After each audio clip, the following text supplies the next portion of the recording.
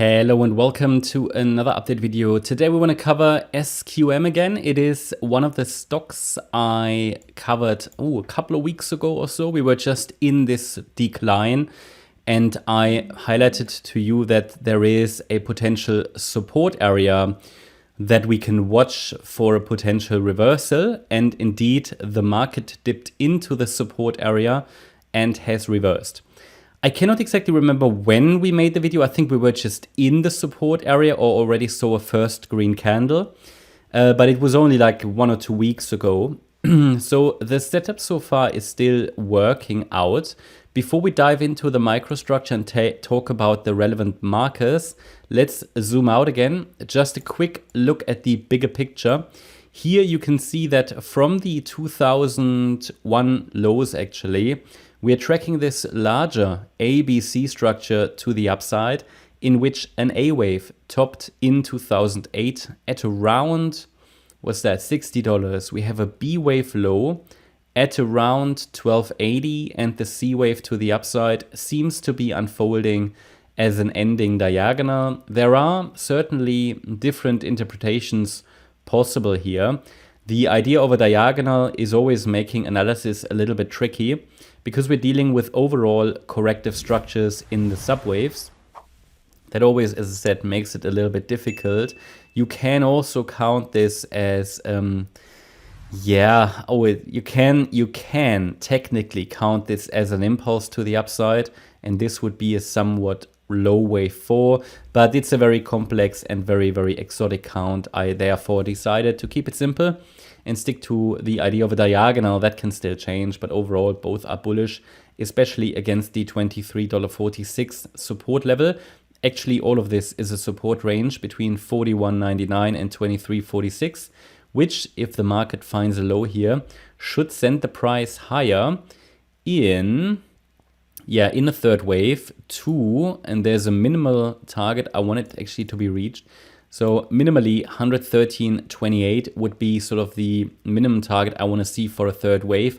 Better, however, higher. For example, 142.87 would be my first ideal target in the wave 3. We can also, in addition to that, add the targets for the subwave. So basically we have an A wave, we have a B wave, and then we can just look at the C wave target itself. And the C wave often reaches the 100% extension. I mean, that would honestly take it to 289. I find that a little bit optimistic. But another target, for example, for the C wave is a 78.6 extension or the 61.8 extension. The 61.8, for example, pointing here to 131.84. But it should really minimally reach that. I mean, so we talk about two different ways of measuring targets. 113.28, 131.84, even both of them are projecting decent upside. So if we really follow the wave count, we should see further upside. We can at this stage not rule out that the support area will be tested a little bit lower again, but it's already showing, the price is already showing a nice reaction to the support region. As you can see here, nice upside, probably the strongest green candles we've had in a while. Now, the question is, when can we say we've bottomed? This is always one of the most difficult things in technical analysis, to basically call a low in place. Now, what I normally want to see is a 5-wave move above resistance. So what is resistance? Let's add that to the chart. Let's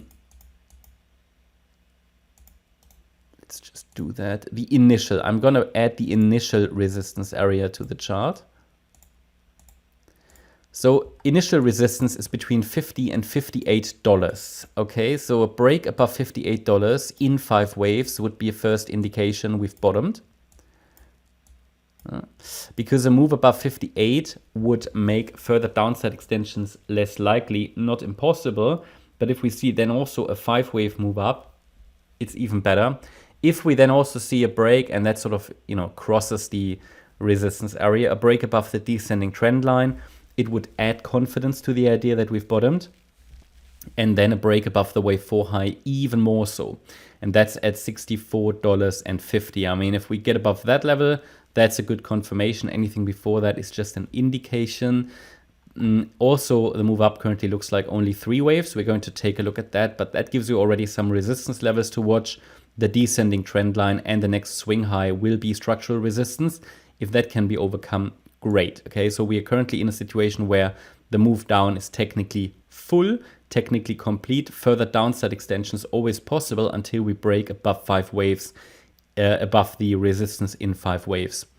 So looking at the 4-hour chart, or maybe even the 1-hour chart, gives us further clues. A little bit difficult to say because some of these stocks in general don't provide the cleanest microstructures. Looks to me a little bit as if we only have 3 waves up here, right? So I need the clear 4-5. This year, the move up here, yeah, looking at microstructure, looks like a 3rd wave.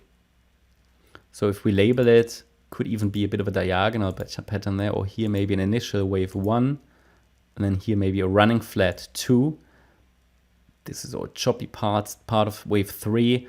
I mean, it certainly has done enough for wave 3. It's long enough, so I just would like to see a 4-5. It's not very clean, the microstructure, but another 4-5 pattern would be ideal, and then if that stretches above resistance, even better. Okay, and when can we say, or what would be micro support for the wave 4? I think that would be helpful. Micro support for wave 4 at the moment, but please be aware that this micro counting is very sort of unreliable to a degree. But 45.19. So a break below 45.19 would indicate that, you know, I mean, when we have 5 waves, yeah, that's okay. It can pull back below that. But as long as we only have 3 waves, the 4th wave should not break below 45.19. Okay, so and that is a micro support area that actually needs to move with the price as we go a little higher. But for now, it's looking good. I mean, we've reacted to that support area that was communicated. And if it follows through from here, it should really participate in some decent upside. So anybody who's not positioned yet, who didn't use the yellow support area maybe or so, I think it might be reasonable to either watch for a first, like the first next 1-2 setup, okay? Basically the next 5 waves up and 3 waves down. Or, well, yeah, that would be reasonable, I think, watching for the next 5 up, 3 down move. I mean, you can always get positioned, just please be aware that it can always retest the support area again, yeah? But overall, a chart that looks definitely quite interesting. This obviously is not enough yet because it's quite a big move, right? Quite substantial low that could form here. I mean, consider that already in August 22, we started the decline. So that little bit of upside we've seen, even though it looks promising, is not enough yet to confirm a low has formed. But it's good to see that we've seen an initial reaction to that yellow support region. Next support, by the way, if we form another low, will be at $33. That's my update about SQM. Hope you enjoyed the update. If you did, please hit the like button, leave a comment and subscribe. And if you're interested in daily updates about the S&P 500, as well as regular updates about stocks, please check out the Stocks and S&P 500 service. Thanks a lot for watching. Bye-bye.